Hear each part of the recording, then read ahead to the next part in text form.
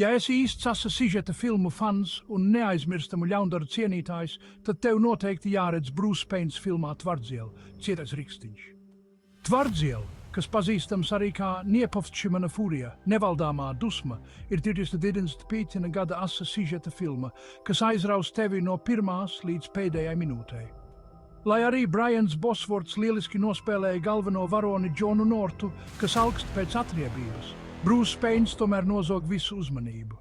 Payna loma kā Karla Savaka ir vienkārši magnētiska.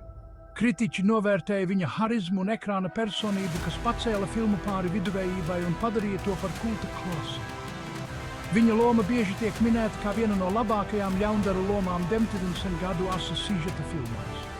Neskatoties uz pieticīgo budžetu un dažādajām recenzijām, Tvardziela ir ieguvis uzticīgu fanu pulku.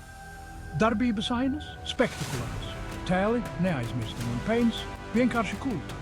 Tātad, ja tev patīk adrenalīns un neaizmirstami ļaundari, Tvardziela ir pelnījis vietu tavā filmu sarakstā. Tici man, Bruce Payna aktierspēle tevi apbūrs.